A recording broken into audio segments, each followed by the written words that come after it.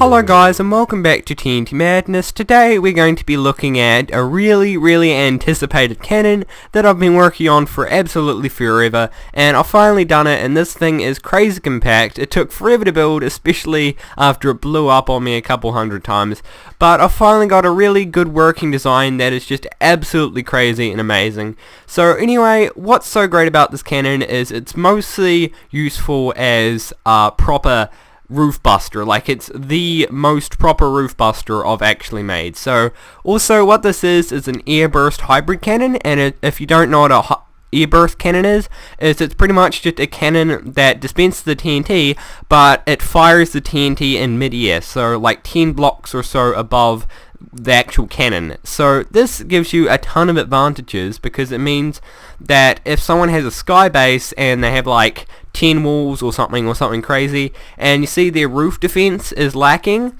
then you can just pull this thing out, and it'd be even better if they had like a backboard on the roof or something. You can just pull this out at sky level, fire it off, and then absolutely wreck their base and just get in from the top and just enjoy yourself. This also doubles as a hybrid cannon, which is really good, and it's not really that practical as a hybrid cannon, but if you want to show off to your friends, because this thing looks really cool when you actually fire it, then I guess you can do that too. But anyway, let's have a look at this thing firing in action.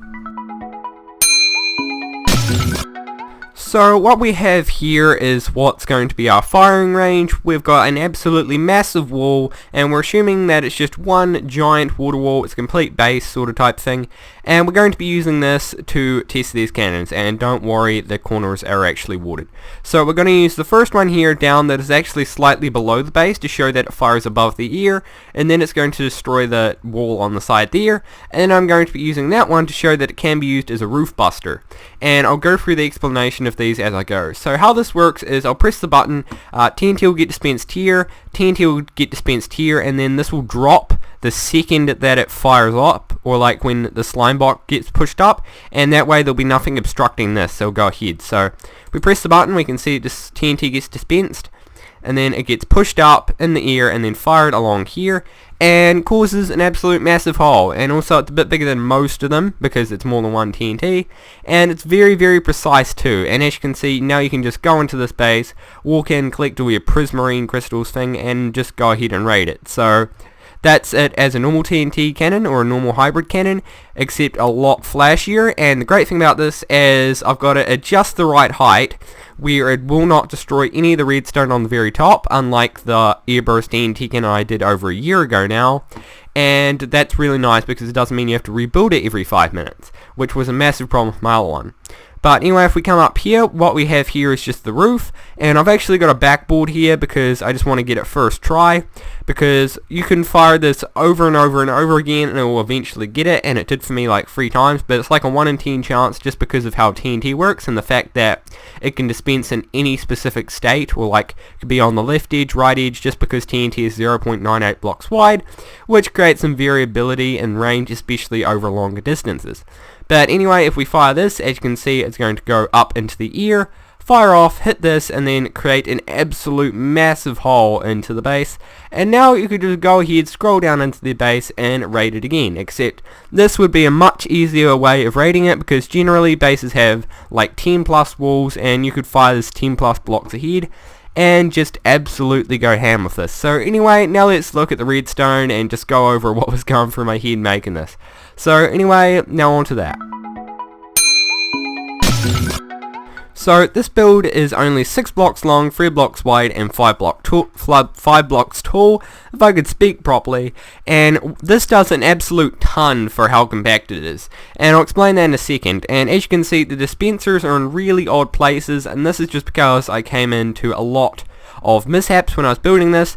And first thing that happens is you'll press the button. It doesn't really matter what the button is this time, and it'll activate these 6 dispensers which are full of TNT, and this will be your propellant, which will be a total of 6 TNT in one spot, which is quite a lot for something like this. And you also have higher variability of how much blast damage it's going to do because it's in mid-air and you don't have any obstructing blocks. So pretty much what that means is it's going to go further than what a normal TNT cannon would do, because the TNT is is exposed by the air. There's nothing blocking it, unlike like a slab or something in a normal cannon. And what happens after that is all this does is activate these pistons. It also activates this piston over here. I see pistons now, but this doesn't really matter because this stays extended anyway until it deactivates later on. But anyway, 12 ticks after this will then activate these 2 dispensers, which you can extend this to be more, but I'd say 1 is enough and 2 is really just overkill. It pretty much just makes a bigger hole in the base, and you don't really need that big of a hole. You just need a too high wall thing to blow up so you can actually get through, and unless it's obsidian, then I'm pretty sure you'll be completely fine, and we don't need a redstone on top here.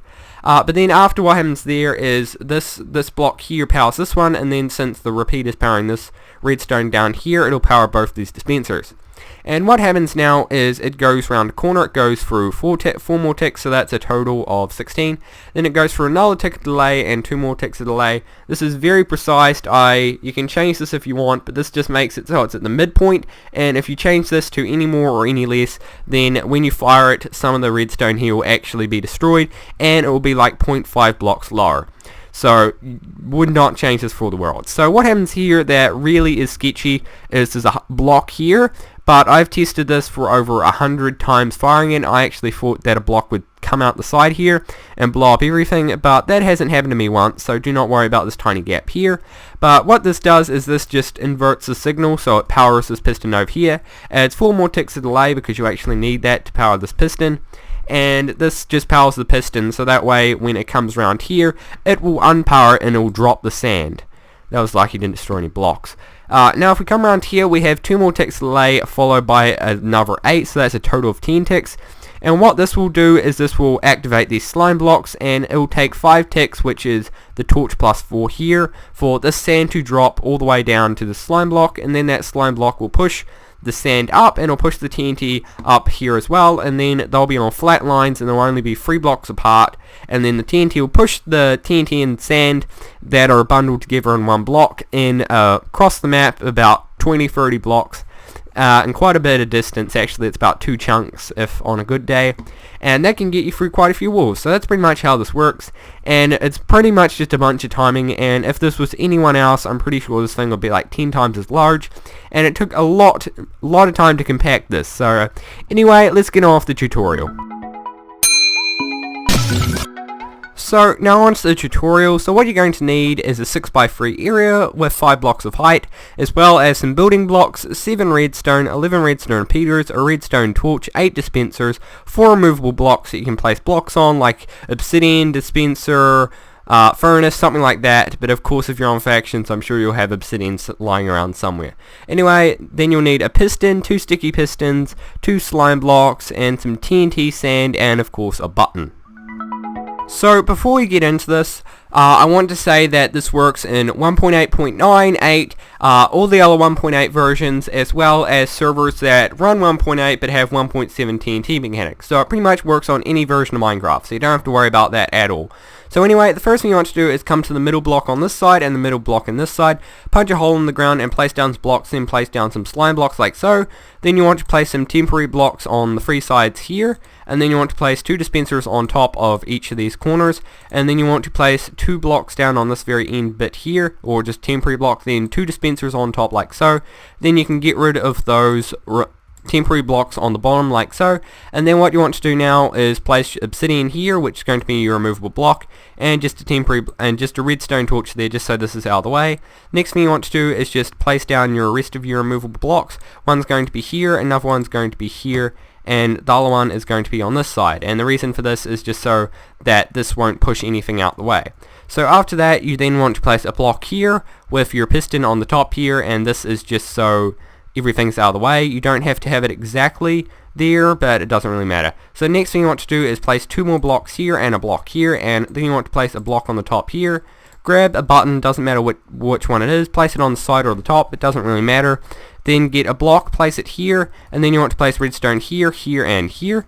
And then after that, you want to go along here and place 3 redstone repeaters set to 4 ticks delay that are then facing into this block, and have a piece of redstone dust here which will power these 2 dispensers.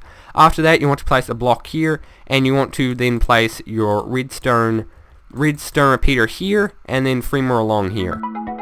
The first one is going to be 1 tick, the second one's going to be 2 ticks, and the last one's going to be 4, so pretty much just double each time. Very easy way to remember. Then you want to place 2 redstone on the inside like so.